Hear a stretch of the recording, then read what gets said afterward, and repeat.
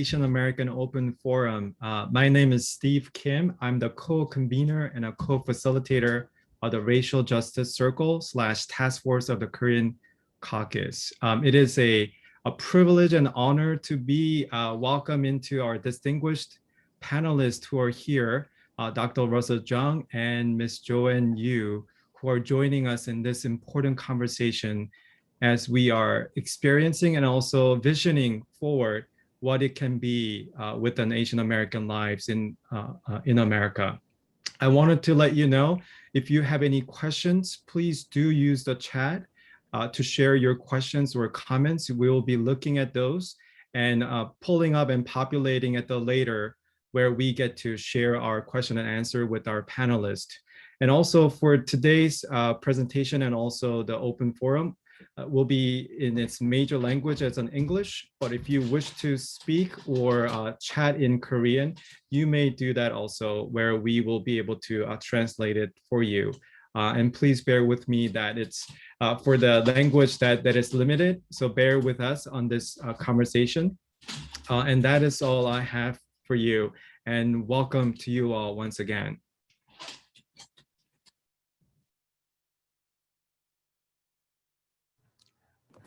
Hello, friends. My name is Doris Dalton. I am the Director of Leadership Development and Intercultural Competency for the New York Conference. Welcome to this open forum for this Asian American discussion about stop Asian hate and also to start Asian healing. I bring you greetings from Bishop Bickerton, as well as the cabinet. I'm very glad that all of you are here and willing to be learners and participants in this important conversation. I will begin our time by opening us up in prayer. So will you please pray with me?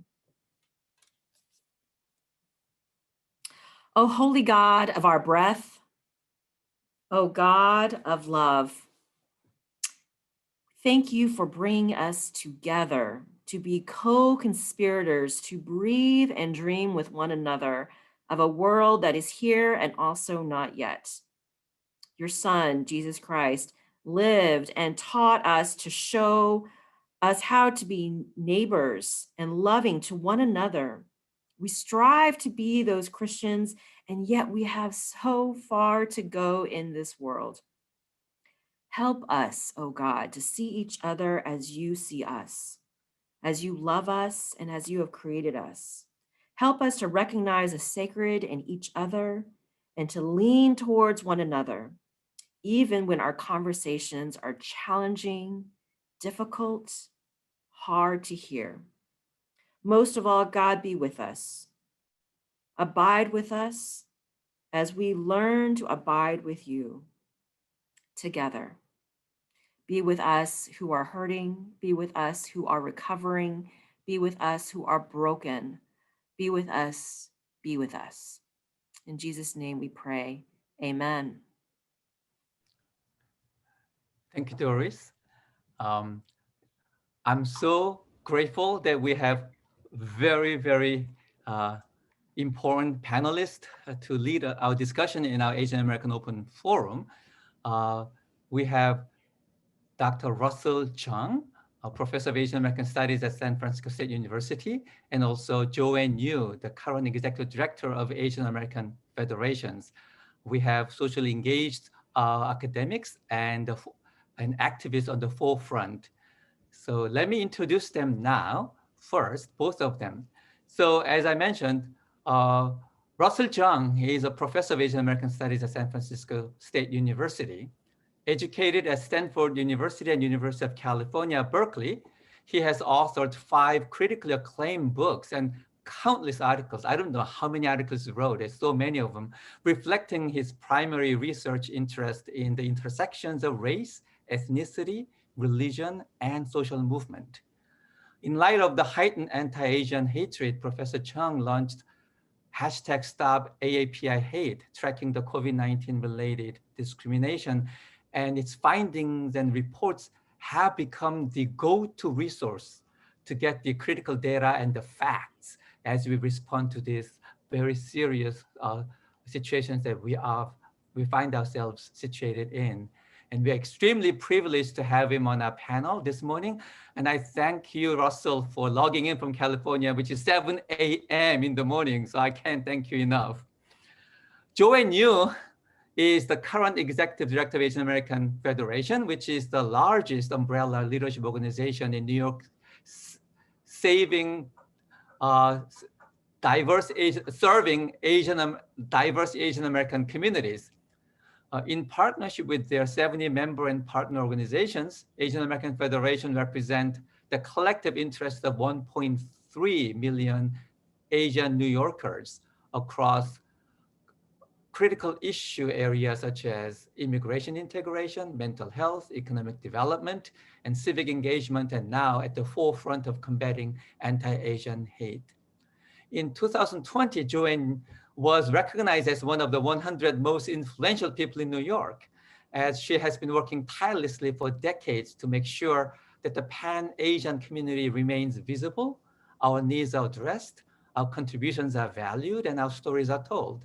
And she does this by leading AAF with passion and inspiration to provide expert research, strong advocacy, training Pan-Asian prophets to be better serving that is our communities. On a personal note, she's one of us as in fellow United Methodists, a member of New York Annual Conference, currently worshiping at Christ Church United Methodist Church. It is so good to have one of our own sisters in our faith journey to be on this panel. Each panelist will have 10 minutes to present their initial reflection regarding Stop Asian Hate, Start Asian Healing, followed by 4 prepared question and answers, after which we will have an open Q&A. As Steve mentioned earlier, all of you are encouraged to put questions on the chat as you listen to, and then one of our organizer member of the team will collect them and pose those questions directly to our panelists when we come to that segment. So without much ado, now I would like to invite Professor Chung to give his presentation. You have the floor, Russell. Would you please unmute yourself?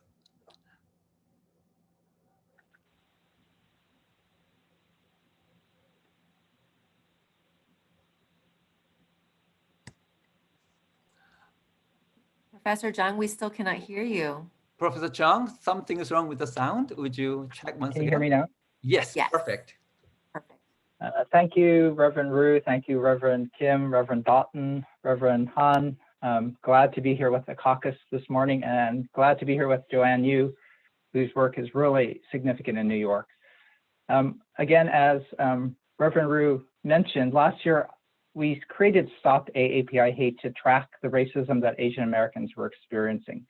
We knew from history that when diseases came from Asia, Asians often got blamed. They met with violence and with interpersonal violence and with racist policies. And so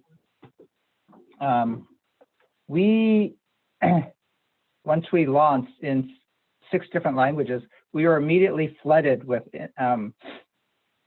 hundreds of cases every day, and they were horrific. The anger and the fear directed towards Asians was palpable, and it continues to this day. And to give you a sense of what people are experiencing, I'm going to invite Reverend Doughton and Reverend Kim to read some, and if you can, put in the chat some of your feelings or your responses to what you hear.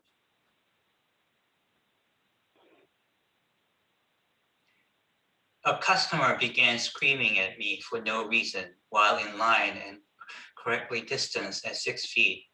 I'm mostly Chinese, and my family has been in San Luis Obispo since the 1860s.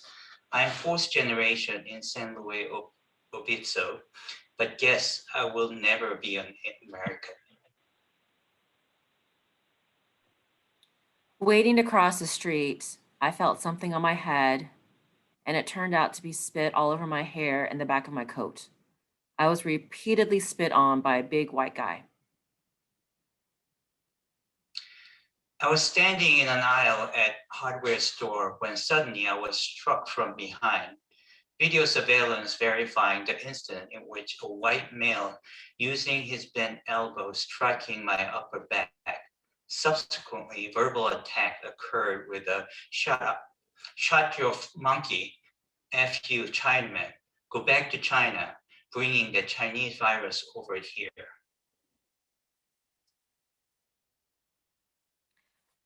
On my daily walk in my hometown, Sausalito, wearing a face mask, a white woman yelled at me, "I hate Chinese people. Why do they come to this country?" When she passed me, I was stunned by her words and caused me to fear and be more alert of my surroundings. My wife and I were taking a walk, minding our own business, when two dogs tried to attack us. When the woman owner came to us, she said, "The reason the dogs are afraid of you is because you eat dogs." Then said, "You need to go back to where you came from." We were shocked to hear this. Waiting to enter a pharmacy to get prescription, a group of construction workers not doing social distancing made fun of me, faking, coughing, spitting, and made slant eyes. No one else called this person out. I was shopping and child grabbed my arm.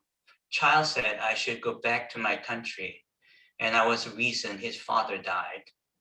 Mother came up and put her hand on my arm, but she didn't try to help me. Bakersfield occasionally has ignorant people who make fun of how I talk and look and tell me to go home. But this is scariest and saddest experience I've ever had since in US since about 1977. As I was leaving the restaurant, a white male stormed up to me and verbally harassed and terrorized me, screaming, "Return to China, you effing Asian," and other hateful racial slurs, threatening me physically, a clear case of racial hatred towards me. I gave a verbal account to an officer who arrived later. I have not heard back from anyone.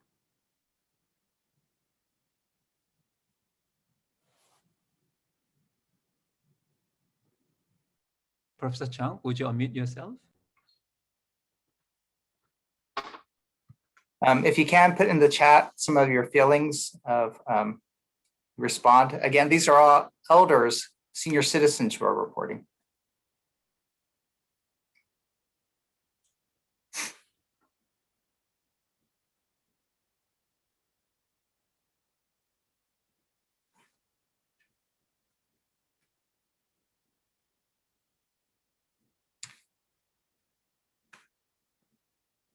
I see horrific, heartbroken, hard to listen to, horrific, scary, anger, hopeless, shame, disgust, sickened, mourning, unjust, unbelief, embarrassed, shame, disgusted, evil. My heart hurts. So I think you could put yourself in Asian American shoes now and understand in a little bit the fear and the anger that the community is experiencing. You can understand a little bit about the sadness and distress and the terror that the community is under. And for me, it's really easy for me to get desensitized. And so I need regularly to remember that each of these individuals are in God's image and have their own families. So if you can, please join me in a moment of silence so we can remember those who passed this past year due to anti-Asian violence.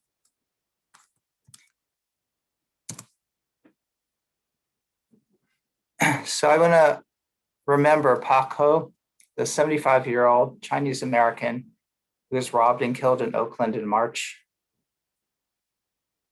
We grieve for Juanito Falcon, the 74-year-old Filipino American who was punched in the face in Arizona and died 2 days later.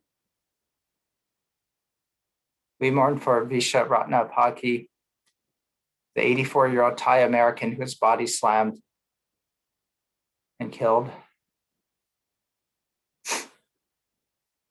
We commemorate Christian Ha, the 19-year-old Chinese American who was shot 7 times and killed in Pennsylvania just last year.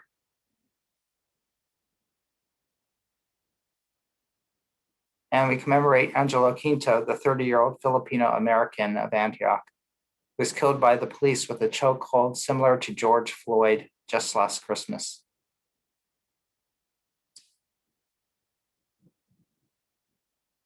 Finally, we honor those who were shot in Atlanta, Georgia, those killed in Indianapolis, and those in mass shootings. Let's take a moment to remember them.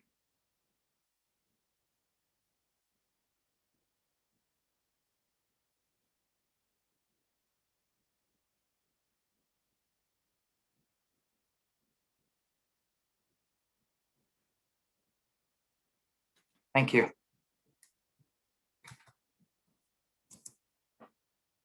So again, the incidents we've seen have been deadly and violent, but they also range. Not everything is a hate crime. And this is recent data that came out just this past week, and it includes New York City. New York City actually, Joanne, has the highest rate of incidents from any city in the nation that makes up more than 10% of the cases in the US. The racism ranges. Here you see on the bottom are civil rights violation. They make up about 8% of the cases. People are being mistreated at the workplace, getting denied ride shares. Online harassment makes up about 9%. Especially our young people are seeing on the screens racist posts and trolling. Microaggressions make up the bulk. In New York, it makes up almost 70%. And being avoided, just being shunned because you're Asian, makes up around 12 to 18%. Now, as you saw, these cases of verbal harassment aren't just microaggressions, they're actually racially traumatizing cases. Asian Americans are getting yelled at with racial profanities, with racial epithets and profanities. Oftentimes it's gang bullying. So these incidents are so harrowing that 1 out of 5 of our respondents at Stop API Hate now show signs of racial trauma. That's prolonged, elevated symptoms of anxiety and depression, of avoidance and hypervigilance. Those are the hallmarks of trauma. Finally, the last category is assault. Asian Americans were coughed and spat upon so much that makes up about 8 to 9% of our cases, that we actually created a special checkoff category. My own wife was running and someone blocked her path and coughed in her face. Physical assaults make up 13 to 17% of the cases in New York City. So New York City and urban areas, it's a lot more dangerous. But again, Asians are being pushed and shoved, having bottles and rocks thrown at them. Oftentimes people try to run us over with their cars. The physical assaults occurred so often that I knew it was just a matter of time that one of our elderly or someone more frail would die. I wasn't surprised by the Atlanta shootings because people have been so violent. Sadly, groups that people think are vulnerable are often more attacked. Women are harassed twice as much as men. Young people and our senior citizens are often more likely to be attacked. So again, not everything's a hate crime.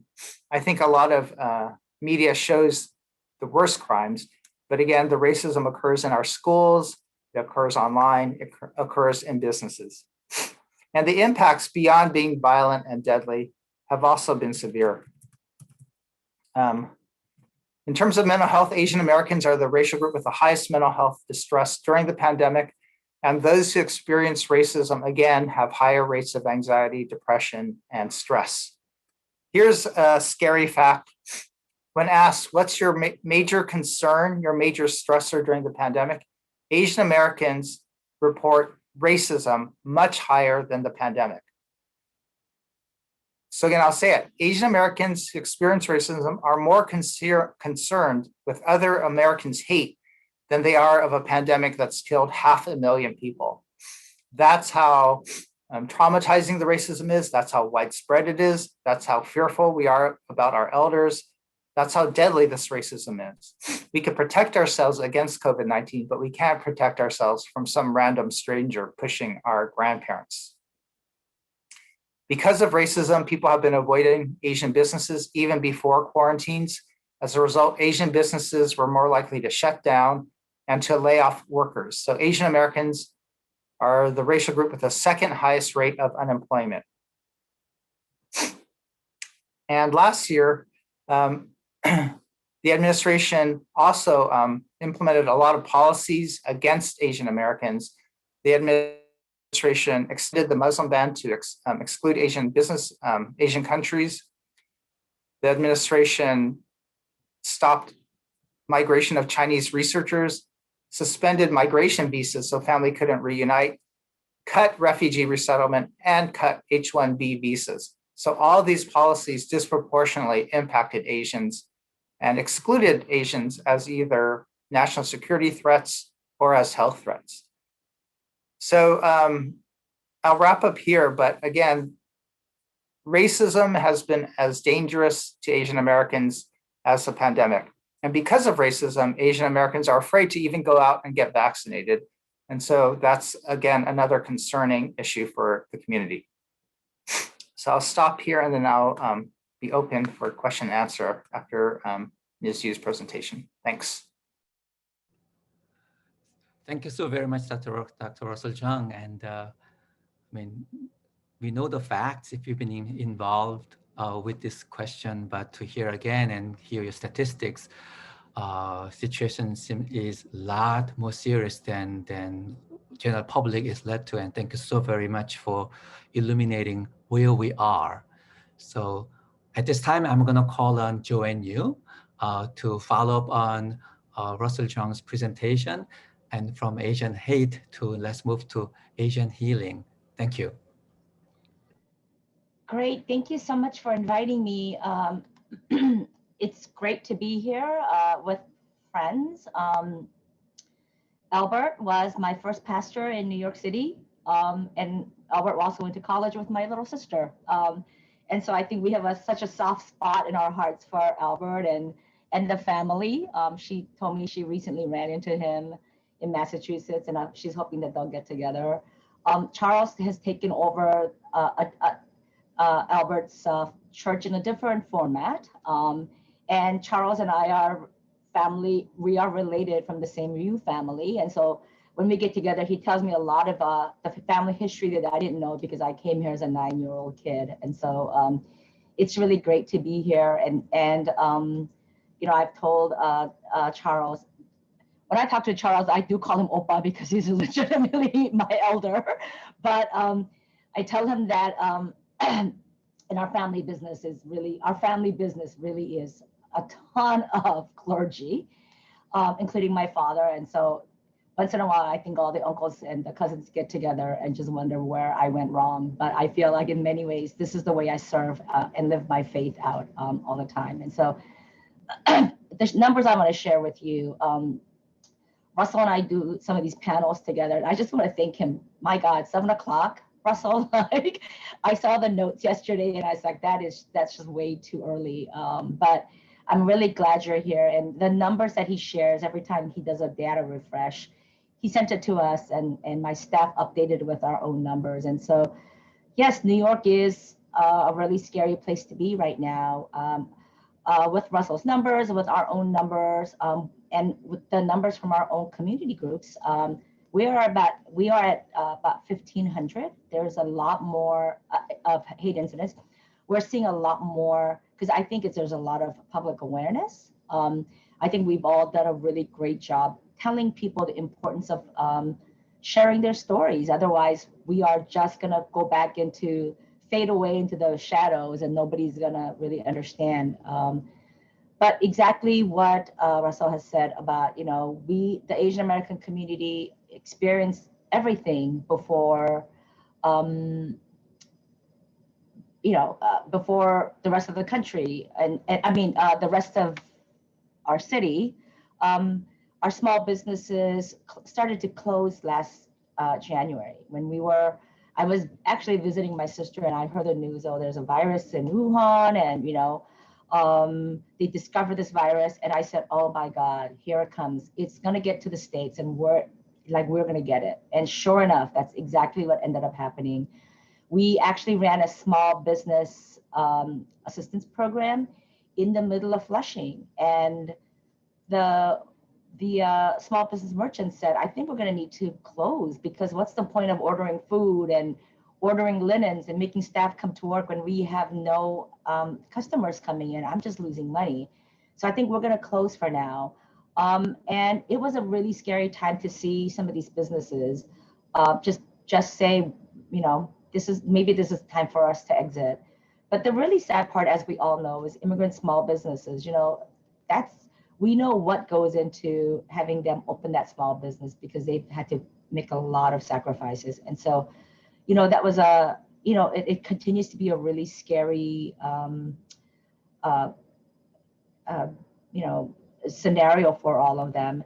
And as we looked at the Asian American numbers, we did a little research project with MasterCard, and we looked at consumer spending in a certain period. And the Asian enclaves that we looked at, Chinatown, Flushing, and Jackson Heights, they had anywhere between 85 to 95% drop in sales. So, you know, the fact that, you know, some of these guys are still open is a true miracle. On the other side of that, you know, when a restaurant or a small business closes, you have to think about the impact on the workers. And the Asian American community, because of language barriers, many of them work in these low-wage jobs, and of course, they're the first ones to close. And when, you know, I think before pandemic, it was like maybe 5% unemployment. And last year, when we pulled in the unemployment numbers, we were at 26%. And I'm sure that is much higher. And I'm sure that doesn't take into account all of the workers in the informal economy, people who don't necessarily, pay or apply for unemployment or access public benefits. We know that there have been a 600% increase in unemployment applications from our community, but that's only people who have actually been allowed to apply. So part of our work last year was actually, the city gave us some money and for us to reach out to the undocumented workers to make sure we could write them some checks so they can survive. And I think that's probably one of the hardest things that we've ever did, to look for undocumented families to say, we have free money for you. We had to enlist the assistance of 5 or 6 of our member agencies to reach out, because we knew that, you know, oftentimes, no matter who you are, you go to the trusted experts. As for the Asian American numbers, we are looking at some of the numbers that we looked at from our member agencies. It's definitely in Sunset Park has the highest number so far at 400. There are safety walks and lots of different programs happening already, but the attacks still continue, the verbal harassment continues. And for us, the Federation, we launched the Hope Against Hate campaign, and that really is what we think is as comprehensive as possible. I don't think we could ever be comprehensive, but it is a way to address what is happening. And oftentimes, so just a few points, it is really to figure out what the robust mental health program is going to be, because oftentimes some of the attackers have mental illness issues. And so, we need to make sure that people get the help that they need so they don't harm other people or harm themselves. And we also need to give mental health assistance to the victims, because the trauma is just going to stay with them for so long. And that's why I think we really have a hard time getting the victims to come forward, because they are processing their own grief. And I know I get a lot of calls from reporters saying, can I talk to the lady who was attacked on this day? And, my comment is, if they don't want to come forward, there's nothing you can do, and they're dealing with their own trauma. So I think we really need to be respectful of space. We also hope to launch some reporting sites, in language reporting sites, using the methodology that they use. Do we use Kakao Talk for Koreans? Do we use WeChat? How do we connect up the different social media applications to be able to have people report what is happening to them? we found out yesterday that NYPD, you could actually report in your own language. You can type in your own language, but the challenge with that in our communities that many people aren't literate in their own language. So how do you report this? The other side of all of this also is we need to be able to do safety walk programs, ambassador programs for sure.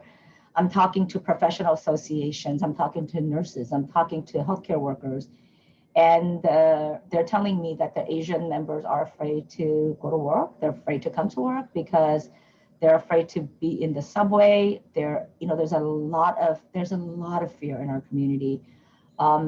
So we're trying to figure out how do we start to maybe think about like a buddy system. How do we escort them? We also are thinking about some neighborhood patrols, and we'd like to encourage those volunteers to actually learn the upstander trainings, to be able to learn to film people, to maybe do some mental health first aid. There are a lot of programs, and it's a comprehensive program, and I'm going to encourage all of you to go look at our website. But I want to share my own story because I feel like that's a way for all of us to realize. I've been telling in all of these conversations, I've been telling everybody, the hate crimes really does transcend class, right? A lot of people, think, oh, this is happening in the enclaves, but it's happening all over the city, happening in Soho, it's happening in Midtown. And in my neighborhood, I live in a very, very hipster neighborhood. I think this is the birthplace of hipster. Last April, when I actually finally decided to leave and I walked out and of my neighborhood to walk around, and I was just in complete shock at all of the small businesses that had closed and they had boarded up. And somebody came up to me and yelled at me for wearing a mask. And then a few days later, I was outside and somebody much bigger than me came up to me and just stood there and just hovered over me and was saying something, but I really couldn't hear because I think your body just sort of shuts down, and it was really intimidating. And I tell everybody it means something to me when I'm physically intimidated because I have a really big mouth and I'm actually too stupid to be fearful. But it was a really scary time. And so these days, and it caused me tremendous anxiety because I thought this is my only physical, exercise outlet is to go for a walk around my neighborhood. Nowadays, when I go out, the one thing I tell everybody, please be mindful that you don't, if you see somebody who's an Asian American walking, please don't run behind them because there's an immediate reaction. I freeze and spit in my in that moment, and oftentimes what I end up doing if I hear somebody walking behind me is to step out into the street. So that way they can pass, or I will turn and look at them. And I'm sure my fellow New Yorkers, if my neighbors are thinking I'm being confrontational, but it is that I am afraid because I've seen the videos and I've seen lots of, the attacks and hearing the stories from the victims that, that is my method, that the method that I have figured out how to keep myself safe. And when I came home and thought about it, I thought, my goodness, I would risk getting hit by a car than walk on the sidewalk and let somebody walk behind me. And so I'm not the only one who feels this way. Many of my friends are telling me this. I can only imagine the elders who are afraid to leave their homes and they have no outlet to tell people anything. And so, I'll stop here so that we can have a conversation about this. But this is a little bit of the scenario that's happening in New York. Thank you so very much, Joanne, especially giving us this stark data of using, the business credit card sales. It's just such a stark fact that we don't think about, and also in spite of your personal fear, working so tirelessly to find comprehensive ways to bring hope to this situation. Hope will continue more. Now we're going to move into prepared question. There are 4 questions. I'm going to share one slide with you. And this is the 6 points action recommendation that Racial Justice Circle of Korean Caucus came up with as we were preparing for Holy Saturday Vigil, if you remember, in light of the massacre in Atlanta, that we held our lament session, the vigil. And toward the end of the worship service, using Psalm 22 to lament our situation, the team who prepared it came out with the 6 recommendation points for entire New York Annual Conference. How do we solve these issues, not just immediate reaction, but long-term? So this is what we came up with for both for Asian American community and for general society as well. And one is learn Asian American history, accompany Asian American elderly, be on watch for your Asian neighbor, learn about the structural nature of racism, and take Asian American hate crime bystander training and practice, of course, and intentionally partner with Asian American rights and service organizations. So the very first question I'm going to ask to both panelists is, based upon your experience and your study and research and activism, could you give us your initial response and reaction to these 6 points? Its strength, its weakness. If you want to improve upon this, what would you suggest? Because we like to bring it to the annual conference as resolution. It becomes a New York Annual Conference's action points moving forward. So I'm going to ask Russell first. I really like these points. I especially think 1 and 4 are important, learning Asian American history. And part of that history is the structural nature of the racist history that Asian Americans have always experienced. And actually, for number 4, I would say uproot the structural nature of racism. And that's what we're trying to do, is we're trying to get at the roots of racism. So in the long term, we could eradicate it. For Asian Americans, that history is being excluded. We have a long history of being seen as foreigners who don't belong. We're outside threats to be excluded. That's why during Chinese exclusion in 1982, Japanese American incarceration during World War II, and after 9/11 with Islamophobia, Asian Americans have been regularly and persistently excluded from American belonging. And so for me, one of the major issues that we need to do is unpack that history and then uproot that history of not belonging and actually reimagining who belongs to the United States. Thank you so very much. Joanne, your take on these 6 points. I love it. And I think I agree. Number 4 really struck out to me. And I thought, oh my gosh, that should really be number 1, right? Because I think the racism that we're dealing with right now is rooted in structural racism. And the fact that structural racism has made us the other and has made us invisible. And so how do we, and this is what we're experiencing now isn't, it's our burden now, but this has been experienced by other communities. And so what we need to do is to join together to fight racism by understanding how other communities have suffered, to understand solidarity and to be able to also advocate that we are seen and our contributions are appreciated and understood and recognized in this country. So these are great. Thank you so very much. If you notice that they're color-coded, so number 1, learn Asian American history. It leads to a structural nature of racism. Accompany Asian American elderly leads to taking hate crime bystanders training and practicing it. Number 3, be on watch for your Asian neighbor, means you intentionally partner with organizations for systematic effort. So with that, I'm going to hand it over to Steve, who will continue with 3 more prepared questions. I'm going to stop sharing. Thank you, Charles. Once again, great to have you here. I wanted to welcome all the attendees to share your thoughts and your comments in a chat function, or you can use a Q&A if you have a kind of burning questions for our panelists, please do use them. I have 3 prepared questions for you, Russell and Joanne.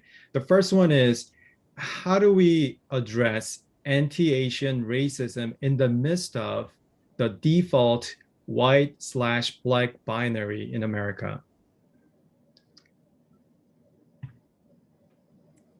I have a slide for this, but to quickly, so most race relations in the US is discussed in a white-black binary, right? That American history, American politics is usually seen in white-black. And as Joanne said, that's why Asians feel invisibilized, because we're neither white nor black, right? And we don't fit in that binary. But instead, we're racialized in a different way. Again, we're either insiders or outsiders to the US. So I could talk about this a long time, but I think we need to disrupt that white-black binary because it just maintains whiteness as the norm. Asians want whiteness. They don't want to be white, but they want the power of whites. They want the status of whites. They want the privilege of whites. They want the meritocracy of whites. And that aim for whiteness leads to anti-blackness because they're on polar opposites. There's a severe pressure to gain whiteness because that's the logic of immigration. That's why we come. But the danger then is then we're pitted against African Americans, and then we don't really understand how we're racialized as outsiders. So I think we really need to disrupt that white-black binary and that insider-outsider dimension by which Asian Americans are excluded. I don't know if that makes sense. Yeah. And just to add to that, actually I belong to, I sit on a board of an organization where we're going through our own DEI training. The staff have done an extraordinary job finding the right consultant, right? But it is a black and white binary. And so I think we need to call out what we see because, I said, during this time where, people like me who look like me are afraid to go outside, why are we understand the black-white binary, but is there an opportunity to include other communities that are also, harmed? But I think we also I think this is also a really pivotal point for us to discuss racism in this country. The question I get from a lot of Asian elders is like, do you think other communities stand with us? Do you think people care? Do you think Black people care that we're being harmed? I get that question a lot. And to be honest, sometimes I laugh because I said, of course people care. Like, everybody has been, the advocacy community, the activist community has been so great, right? But I think it's a time for us to really talk about, the race conversation in this country. COVID has really upended everything that we've ever known, right? And everything that we have always suspected about the economic inequalities and who's getting what support, right? And we see that play out and how many people died in the communities, what help was available to what race group, and that's structural racism. I think we also Asian Americans need to start to understand the benefits that we have achieved for many years has been with the support of the Black community. I feel like, my God, I get to vote because the civil rights leaders have really, paved that way for us. And so we need to recognize that and we need to have those honest conversations. But the other side of that is I hear a lot of young people saying, I want to confront my parents about their own anti-Blackness. I hear that, right? And so when I hear that, a little bell goes off in my head to say, but have you ever had a conversation with your own parents about their own discrimination that they faced as immigrants when they didn't speak the language, right? Because I think it's one thing to confront people from your own family to say, I demand you to feel this way, right? But what about having conversations where you acknowledge what they went through? Because I'm sure that they have stories about their own pain, right? Because I hear stories from my dad when he came here, college educated, worked as a janitor, right? He was an English major, he spoke English, right? But he came here and he still had to start from the bottom and the racism he felt. And I think that is something that our parents hold very deep. And I think, they've worked incredibly hard, not to perpetuate the model minority myth, but they worked very hard to give us, an opportunity in this country. And I think we need to be able to have those conversations about, what we're experiencing isn't anything different. Right now, what we're experiencing, it's all about how other communities have also been targeted and suffered under this foundation of, the hatred towards the racism against the Black community. We need to acknowledge that. And so there's so many important moments for us to take that really bold step forward for us to have some race conversations, to be able to talk about equality, and to talk about solidarity. I really thank you, Joanne. You almost like prophesying where I need to go next. So the next prepared question, you kind of spill it over. And I wanted to share that with you both. So the next question is, how can we maintain our solidarity with the Black and Brown communities when we often become victims of Black-Brown assailants? How do we address this thorny issue without losing the focus on systemic white supremacy racism? So that was what I prepared. And I think, Joanne, you slightly kind of spilled over it. Would you add a little more to what you just said, or how would you like to go about? Sure. I think what we see, I think there is that a narrative of like, oh my gosh, it's the Black people harming us. I think that's actually not true. And Professor John Russell, you can jump in here and tell me, right? Because I think the assailants aren't always Black. I think it's everybody attacking us, right? I mean, I think some of but the high visibility cases, especially in New York, the assailants have been Black, but we also need to understand that they have mental health issues, right? And so if you start to peel back the onion, for me, how I process, if you start to peel back the onion, they have mental health issues, right? They're homeless, right? And so what we really need to talk about is the underlying cause of all of this, which is, is this country ever gonna be honest enough to wage a war on poverty, right? When people have a job, they have affordable housing, they get access to healthcare and mental health care, people don't commit crimes, right? Because you're getting the help that they need, and there's an infrastructure built. And so I do think, these days, when I think about what is happening and my own work and my own commitment to social justice, I feel like, maybe my pivot right now is that what we really need to do is to fight the war on poverty. How do we spend so much money on war and war machines, and right? Like, how about if we start to invest in programs that really help lift people out of poverty to get the help that they need, so that they're not sleeping out in the street, so they're not harming other people, right? And they're not entering the criminal justice system as mental health victims. I think that's the kind of thing I think about. And also for the Asian American community, I also feel like in our own way, we've lived like very segregated lives, right? And so I know that there was, I think it was a couple days after Easter, there was a Black Asian clergy solidarity where Charles spoke. And, the Black clergy said, like, we all worship the same God, and yet we all worship with our own race group, right? And so we're all doing this, you are all doing the same work, but you don't really know each other because there isn't that opportunity to be able to create more points of solidarity. So is this that moment now? Is this that moment now? I think that is what I ask myself all the time. Yeah, I just want to, can I jump on, bounce off of what echo what Joanne just said? I'm not going to get a little preachy here. I think it's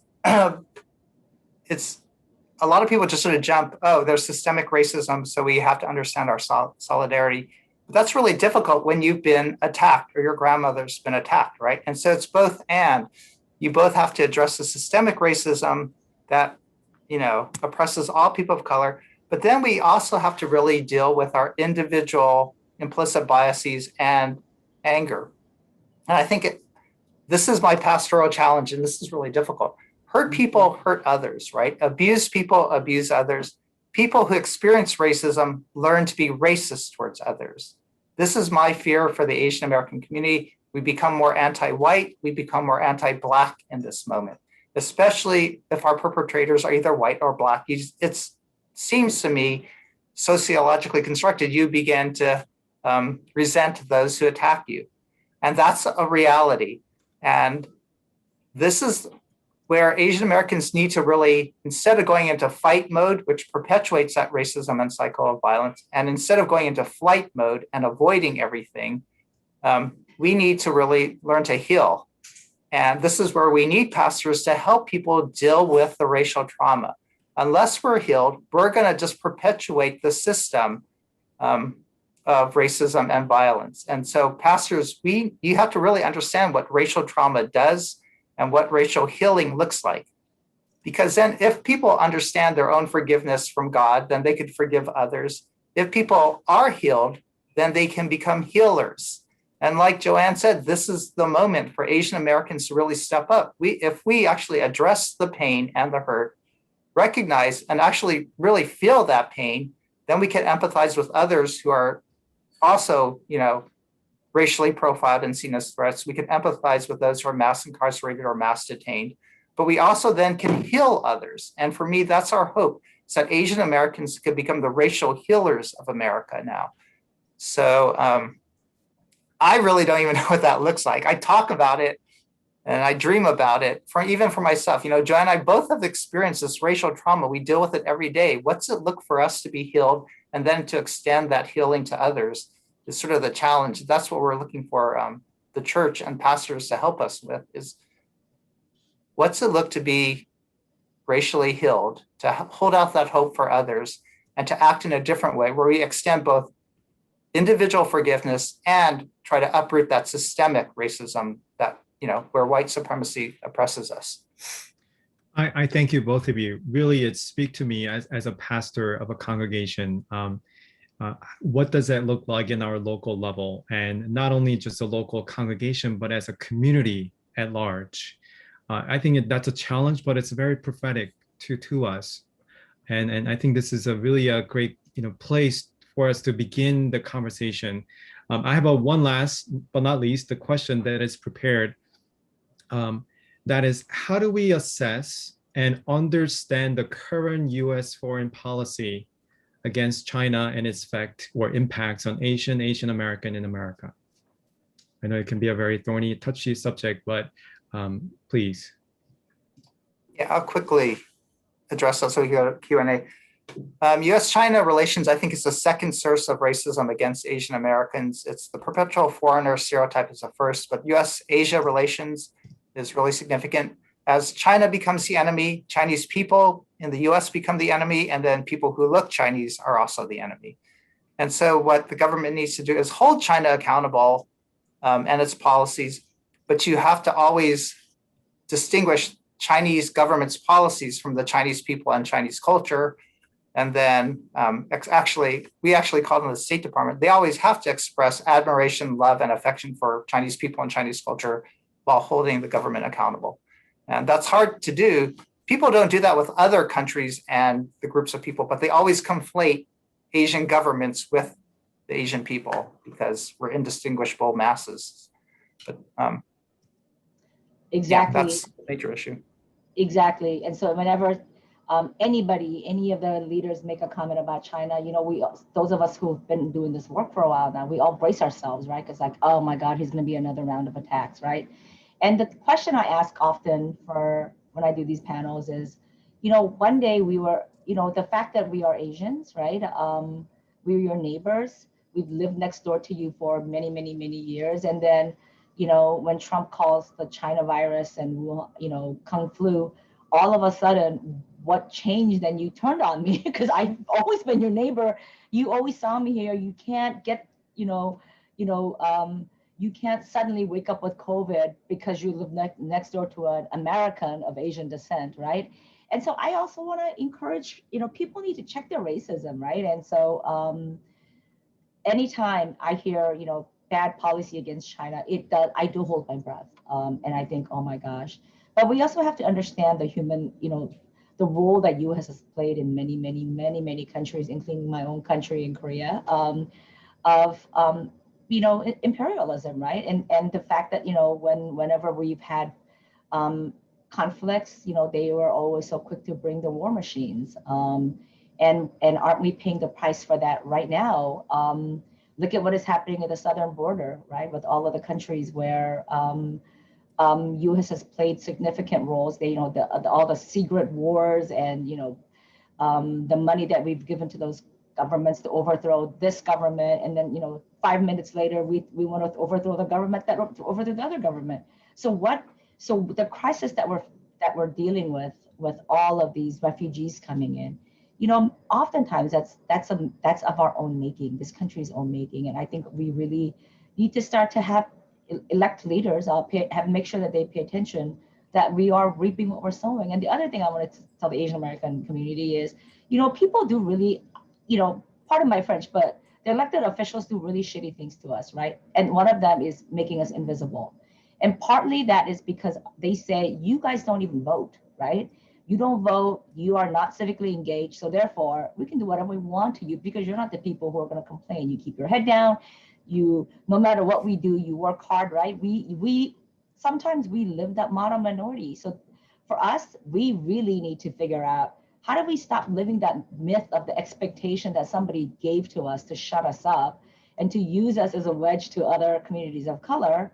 And we need to be able to get out there and, engage civically, engage in every way possible. Because if not now, when will we ever, get to step up to the microphone? The spotlight is on the Asian American community because of this very, very painful and scary time. But we'd be fools not to use this to be able to advance our community and to be able to talk about what our community's needs are. We are in New York City, Asian Americans are the poorest New Yorkers. 1 in 4 lives in poverty. Half the Asian Americans in New York don't speak English. They have limited English proficiency. And yet we are expected to keep our heads down and be the nice Asians. You work hard, you send your kids to good schools, right? This is the expectation. And, I think what we need to do is to say, we are our own people. We set our own, we chart our own course. And we don't live up to anybody's expectation, especially when they're using us to oppress other people, other communities of color. And I think that's something that we need to acknowledge and that we need to combat. Well, thank you very much, both of you, for our prepared questions. Now, I wanted to actually open up the larger attendees who have been really dying to ask questions in the comments. So for now, I'm going to invite Doris and Albert to come in to, they have looked through the questions and the chats. They'll be kind of populating some of the questions directly to both of you. So thank you.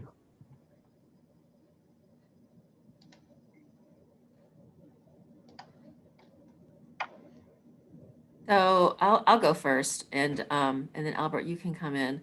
One of the questions that I did see in the Q&A is, how can we raise our Asian American voices and rights?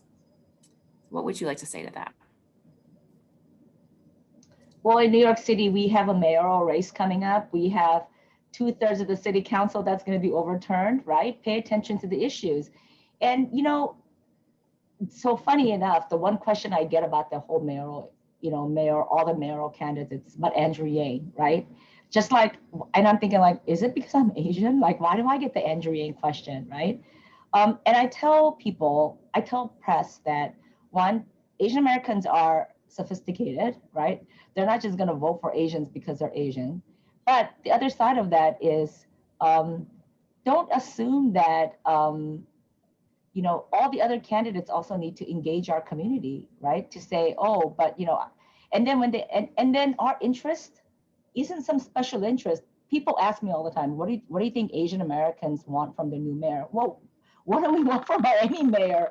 Affordable housing, safe streets, good jobs, good schools, right? Like, our interest of what we want as Americans isn't anything different. And so, I think we need to engage politically. I think civically, I think we need to be, I don't think we sit silent anymore, right? Look at where our silence has gotten us to. And here we are. And I think we need to be able to understand our own power and to be able to understand solidarity.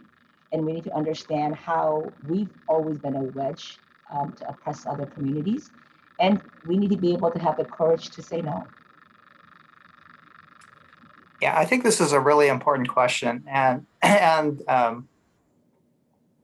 I think right now, Asian Americans are really raising their voices. And so Asians complain a lot about being silent or unheard or invisible. It's sort of ironic because in some ways we are invisible and unheard because of the white-black binary, because mainstream media and government don't pay attention to us. But now we're also hypervisual because that's why people are attacking us, right? That's why people see us and get triggered and racially profile us and attack us. So we're both hypervisual and invisible at the same time. But I actually want to say first to the Asian American community, we aren't unheard, we aren't unseen. I think God sees and hears us, and I know your grandmother hears and sees you, so don't feel so unaccepted or unlovable because your family sees you and hears you. So it just depends on who you want to be heard by and who you want to be seen by. In terms of empowering ourselves, I've got this other metaphor that's sort of appropriate for the pandemic. Asian Americans, like Joanne said, you could go into flight or fight mode, or you could freeze, right? And Joanne talked about how she's often frozen. A lot of times Asian Americans, when they're attacked, we don't know what's happening and we freeze to the trauma or the attack because who expects an adult to spit on you or yell at you? So we're fighting back. People are arming themselves, calling for more policing. We're fleeing because we're telling our elders stay indoors, or we're keeping our kids from returning to school because of fear of attack on the way to school or racial bullying. Or we could freeze because we don't know how to deal with the trauma. But the fourth mode that I think the Asian American community is doing really well is flock. So you could freeze, flee, fight, or you can flock. And flocking is really powerful because that's where we find solace as we grieve together after Atlanta. Flocking is why we do those rallies to gain strength and voice. Flocking is a way, what we're doing today is to figure out how to heal and how to empower each other. So I think we raise our voice by flocking. And you form organizations and groups like the caucus, like Asian American affinity groups in your corporation, like the Asian American Federation. That's how you gain power, is on the local level, organizing, and then getting whatever group you're in to create official statements. So I'll sort of wrap up with, if we flock and create these official pronouncements denouncing racism, like the caucus is doing, and then get the United Methodists overall to denounce it, that's important because that helps Asian Americans feel seen and heard, first of all. If a CEO does it or President Biden doesn't, then we feel more heard and seen. But it also is important because hate has been normalized. We saw how President Trump's words, Chinese virus, just normalized hate, and that hate speech went viral. So sadly, we need to normalize love and respect now. And the more statements, official statements from the top, from your organization, from your congregation, from your denomination, that says we have to fight for racial justice, I think, again, normalizes that sense of dignity and respect that we all want. So flock together and then use whatever power to get your local organization to denounce the racism, I think are actually the really powerful ways at this moment to raise our voices. And then, especially if you get your company to do it, right? I always say, okay, now that they made a statement, then you push them to put their money where their mouth is, right? They made a statement, then you keep on pushing, and calling for more action. Thank you. I want to highlight a few comments. These are not necessarily questions, but Joseph Yang from the Chinese UMC highlighted how they have the self-defense classes. That's something that I think should be really shared with all of us. So the fact that the church needs to have a self-defense class is the sad reality in some ways, but it's one way that we can flock together and empower each other. One comment from Wanji Joe talks about how we need to talk about more larger issues of racism, but she points towards some of the dynamics within New York Annual Conference, the race relationship with the New York Annual Conference. So I just want to highlight that as we deal with, as we confront the racism in our world, it's very important for us to hear each other, experiences of the people, clergy of the color, as well as the laity of the color as well. So I think that's very important for us to highlight. If anybody, either panel or some of the facilitators wants to comment on the reality within the New York Annual Conference, that would be helpful as well. Maybe I should call on Doris, because this is your office specifically dealing with the New York Annual Conference. That's right. So I saw those comments too about the one about the cross-racial, cross-cultural appointments and how often an Asian woman in a white congregation is the first time a community or the congregation has encountered an Asian woman and what that brings. One of the things that we need to do is to not assume that a pastor that we're going to receive in our church, in our pulpit, is automatically going to be a white male who's on the young side with 2 to 3 children and a lovely wife, right? That we are not that church. We are not that conference. Our diversity is bursting at the seams. And the amount of gifted pastors who are all sorts, all kinds, all ethnicities who are coming forward to offer themselves to serve in our pulpits, to serve in our congregations, they're not all white young men with 2 to 3 children and a wife and a dog, right? So one of the things that we need to do is to change our internal picture of what a pastor of a church should be or look like. Have an open, wide, expanded understanding of what of what a person could be. Who does God call to serve in our pulpits? It is everyone. It is all of us, right? So one of the things we need to do is to change our internal picture and also prepare ourselves. This means more than, oh, I know an Asian person. I know Doris. You know, I see Doris and I can talk to her. It's more than just knowing someone, right? We have to actually expand our understanding of what it means to be culturally competent, to have an idea of how do we encounter people with a wider framework than we grew up with, so that we're able to say, oh, I see that we're going to have our incoming pastor is not a nice young white man with a wife and 2.5 kids and everything like that, but it's going to be this person. What do I need to do to prepare now? How can my congregation begin to prepare? And how do we understand our work in having a difficult conversation when we're calling somebody to say, my friend, perhaps this was not your intention, but the words that you said or the things that we're doing, they are unintentionally or intentionally excluding this person because of X, Y, and Z. So what is the work that we need to do? There is the opportunity is always available to all of us to learn, to deepen our intercultural competency, and also to choose to enter into conversations around structural racism, where we hurt each other, where we exclude each other, and where we do not stand together as what it means to be the body of Christ. We can do better. It's our work to do better. So that's part of our work. Okay, I'm getting a little preachy, but you understand what I mean, right? This is the work that we all must do. And it's not just those persons who are going to have a new appointment, or your appointment is going to be a person who's not white. It's every church, every church. Diversity is not our goal in the New York Conference. Inclusion is our goal. Inclusion is our goal.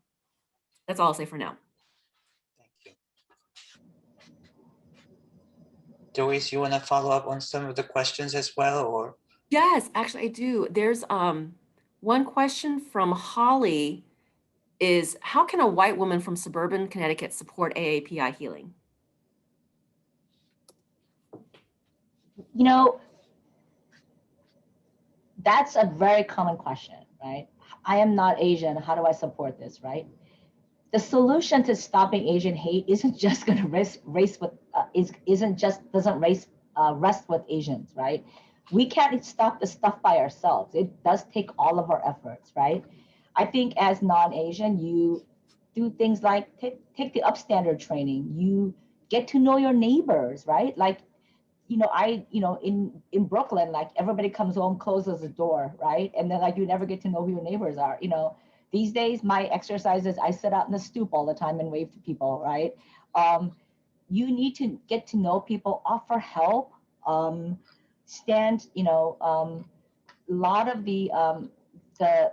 some of the folks that I have these conversations with in Queens are saying, oh, but there's this Asian grandma, and so we're just really worried about her. And so I said, well, don't worry about her. Why don't you knock on her door, introduce yourself, and say, if you want to go out for a walk, can I go with you? Or I'm going to go to the store and get something. Do you need anything, right? I think it's just everyday awareness. I know that we're all wearing masks, so we don't get to see each other smile, right? But like, I think a lot of it is just, what I see is we've completely lost, some sense of humanity. And so I think it'd be great for us to be able to say hello. I know that I'm very, very, conscientious about when I go outside and I see my neighbors, we always wave and say hello, stop and have a few conversations. Because I have a lot of, in my long block, there's a section where there's a lot of Chinese elderly, right? And of course, I don't speak Chinese and I don't know what to say, but I always wave to them. I always say hello, right? Because I want to acknowledge that I see them, right? I want to acknowledge. And then the other thing that this is not creepy, please don't think. But if I see them coming out and they're running an errand, to be honest, for me, I watch that as far as my eye can take it, right? Because I'm thinking, if anything happens, I'm gonna run right over there with my cell phone ready to film any attacks, right?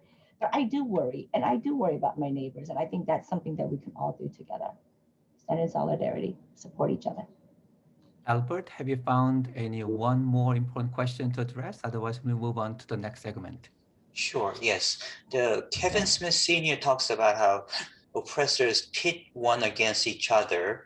And there's a question about that somehow when it comes to Asian American violence, we see a lot of social media video about Black people attacking Asian Americans, elderly and women.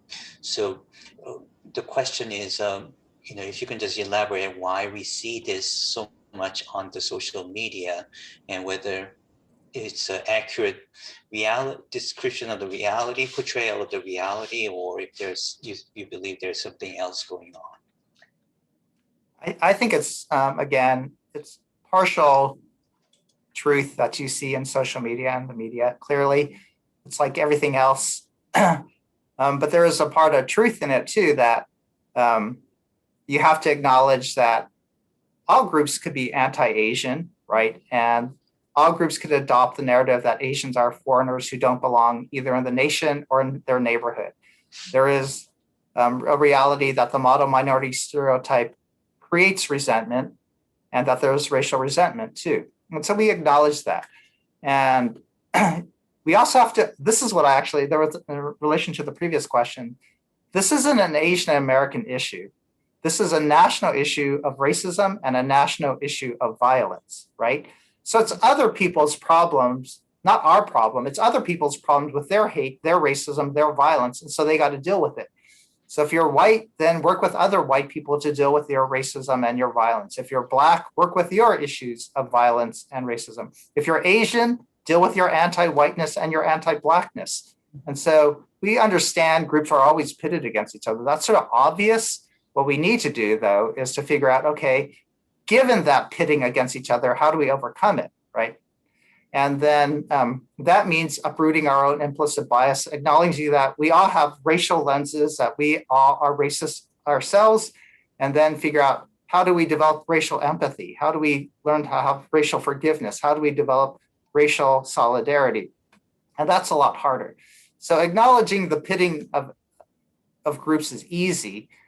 Actually working to uproot it within yourself and then building connections, I think is, again, on the one-to-one level, it's actually sort of easy just to talk to people, smile at people, and get to know people. Diversity is easy because I love eating other people's foods or enjoying their art and culture. But like Dora said, inclusion is really difficult. And that's the power dynamic that we have to really also recognize, and to both lift up some groups to give them more power, and then to step back when we do have power to let others rise up. Thank you. Thank you so very much, Doris and Albert, for leading this segment. And thank you, Russell and Joanne. Next segment is a concluding part. We're right on time as we planned. While I'm talking, Doris will manually bring all the participants, all 67 who are logged in to be the panelists. And while that's happening, this is one question that I'm going to ask you.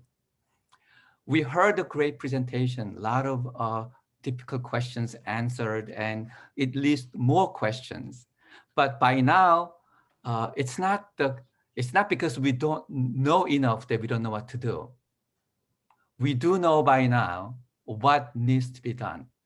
So I'm asking all of us participants to think about, after this discussion and listening to the discussions, this forum, what is one thing I'm going to do to begin Asian healing? And if you compose your thought that you could speak in 45 seconds, if you could either put it on your chat, or if you do the raise hand function that puts you on the top of the participant list, I'll call on you. You'll be able to speak loudly to the whole community. And please put your Zoom on the gallery view so we could see this beautiful community that have come together to address this very important issue, because we are also committed to this vision of beloved community that Christ has given us. So Doris, bring us back to all the panel, and then as that happens, this gallery view, it has a beautiful, think it through. You could put it on the chat, or if you want to speak, please raise your hand, and you have 45 seconds. And we will do this for about 10 minutes together. What are you willing to do for Asian healing? Just one small step.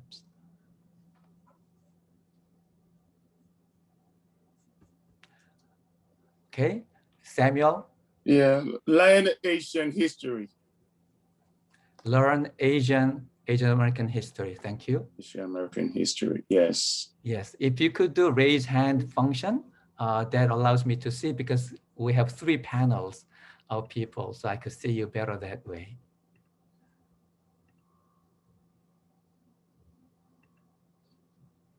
Anyone else?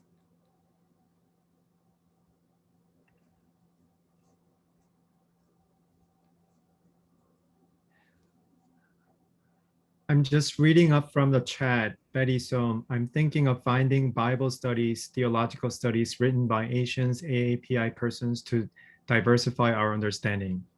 Thank you for sharing that. And she also added, I think my church might go for a study of Han. Thank you. I see 2 hands up. Judith. Yes. Judith Lam. Unmute yourself. Thank you, Judith. That's me. I have been going to numerous undoing racism courses regarding Black and white relationships, and I've had many very positive relationships with Asian people in both Thailand, and we had a Japanese exchange student live with us for a year, and I'm still in touch with her, and that was like 50 years ago. And so my goal would be to accept everyone, regardless of their skin color, their ethnicity, their race, their language, and to help as many others as possible to do the same. Thank you so very much. I also see from Kristen Hansen. Kristen, take bystander training. Thank you, Christina. Anyone else? I see Kim Honig. Could you unmute and speak your mind? We're doing a couple things. I've introduced Interior Chinatown, the book, to expand conversation in my local book club, to talking about, or just a little more awareness. And we have a large Filipino family in our extended family, and we've done things before together, and I think we need to do more. Thank you so very much. Now I'm going to recognize Holly Beth. Would you unmute yourself? Holly?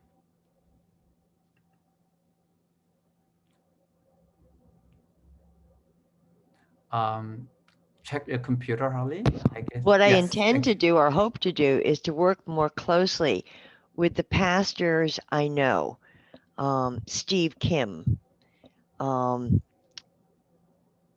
you know, for Asian American, Liz Abel for the Black community, my own pastor, Nikki Edelman.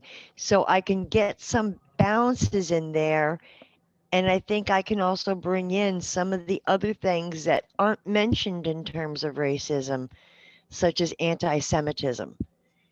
And that's where I intend to go to learn more about the experiences behind everyone. Thank you so very much. Now I'm going to recognize Michelle Stanley. Hi. What I'm going to do is that I'm going to support the AA Federation of New York. I'm going to send my money today. Thank you so very much. That's very direct and very effective. I'm going to recognize Martha, who wrote, Martha Epstein, could you speak? I know you wrote it on the. Yes, thank you. First of all, thank you very much for this forum. This was very informative and I really appreciate it. And I'm committed to continuing to learn more about the history and also taking the bystander training. So, so thank you so much. I look forward to keep learning. Thank you. I'll recognize Wanji Cho. Wanji. Hi. I'm being more intentional and self-accountable about creating relationships with local city councils and members and people who are working towards solidarity, and the aspect that Professor Russell mentioned about flocking. I think that that's an area that we can be leaders and creators of building that type of way of being that is can bring about change. So flocking, being more intentional about flocking. Thank you so very much. Now, Vicky Philippine.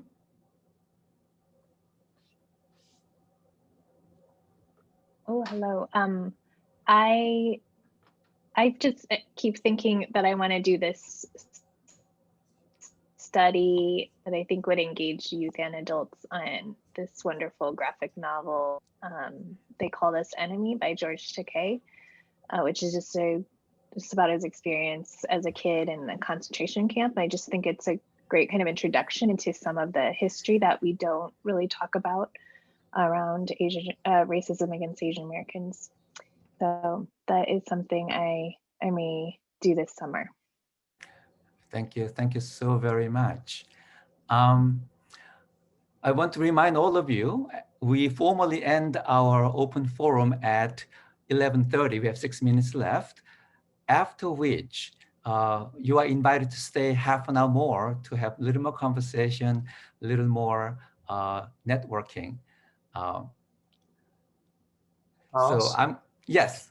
Helen Smith had her hand up. Oh, yes, Helen Smith. Sorry, I missed you. Helen, would you unmute yourself? There we go. I think we have our pastor is Korean and my son-in-law is Chinese. And I think the important thing too, that just on a regular basis, and this is something that, oh, I'm bad with names. She said it before, New York City, is to ask people, so what has your experience been lately? Is everything okay with you? And just on a personal level, talk to people and ask them, because it's not something I would offer to someone unless they ask me. So I think that's important. Thank you very much. Let's all keep doing that. I don't see any other hands or comments on the side. Yes, Janet. Could you unmute yourself? Yes. 사실 지금 저하고 그냥 멀리서만 보다가 지금 저게 러셀 씨께서 그 example을 쭉 두셨잖아요. 그걸 보고서는 굉장히 놀래고 굉장히 마음 아픈데요. 어떻게 제가 지금 내 근처에 있는 그 커뮤니티들한테 이러한 아픔을 알리고 aware할 수 있게끔 하는지 저는 물어보고 싶어요. 어떻게 내가 시작을 할 수가 있는지. 네, 감사합니다. So Janet was saying that after listening to all those presentation, questioning what it is that what I could do. So that's why we are here, listening and learning what it is that we could do. Thank you very much. We'll continue in conversation. Marsha White-Smith, could you say what you wrote on the panel, on the chat?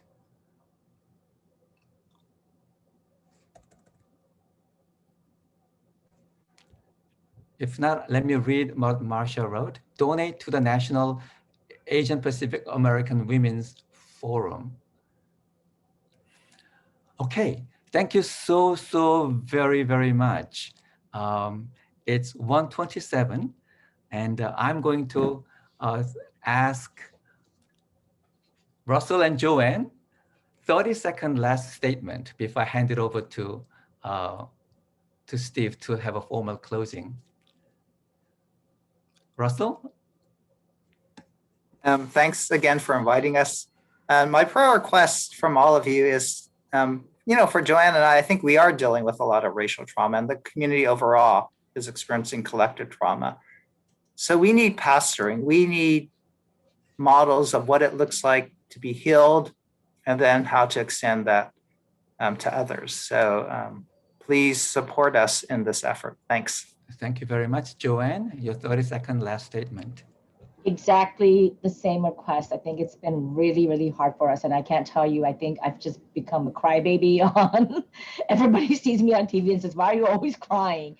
But it has been really, really hard. And it's really hard to see people who look like you being brutalized and victimized. And so I ask exactly what Russell has said. We ask for all of your prayers and for your continued good wishes for us to stand strong and to be able to do this work.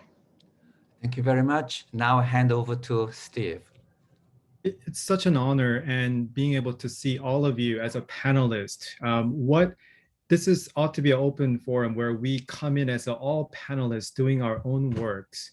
And you have heard the prayer request from Russell and Joanne, from the pastors and the priesthood of all believers, who may come to understand that there's a work that needs to be done. There's a 3 take-home message for me personally that I wanted to share is a racial empathy and extending the beloved healing community. And what you sow, what you reap. And who do you want to be seen or be heard by? There is a powerful statement, powerful prophetic language, prayers that have been shared. But we wanted to extend our thanks and blessings, especially for the 2 panelists who are joined here. So I'm going to actually dare to ask all of you to pray with me and pray for Dr. Jung and Joanne Yu's, their doings, their work in their field. Our work in our pastoral locations are different from their own, but we do know that as we come together as a community of faith, we pray and we bless. So can I ask Joanne and Russell, if you can just kind of extend your arm as if you're receiving our blessings that we're going to send you. And for those of you who are going to send you the blessings, just kind of lift up your arms. You're going to really send blessings, right? You're going to reach out to them as if you're going to make a high fives, right? Or sending. So would you join me in sending our prayers for their works and our works together? God, we are here in this pandemic, in this in the midst of racism. God, we are here in the strange space we call it Zoom. We are connected west and east, north and south. We are in this space. God, acknowledge us as we continue to do our work of becoming a healing community. God, for that work, Lord, we wanted to especially lift up Dr. Russell Jung and Joanne Yoon, you for their work on their excellent and continuing work. God, we also pray for all the panelists who are gathered in this space, that you will bless them for our works, that our continuing work to heal, not to hurt, but to extend healing, empathize, and bring thy kingdom here on earth. God, it is a privilege to being able to breathe together in this space, being able to communicate and converse. God, may you see us as we continue to walk in this journey together. God, our heart thanks to their works and our heart thanks to the work that we are doing. May you see us through. We pray and we bless in your holy name. Amen. This will officially end our kind of formal gatherings together open forum. There will be an unofficial, informal networking and talking that will be happening from now on, 11:30 to 12. I wanted to strongly invite all of you, and especially Joanne and also Russell, if you would like to stay on, please do so. If not, we do understand, but we want to take this time to thank you for your time and to be here and empower us and really prophesying where we must go. And it's our heart thanks for your dedication of what you do.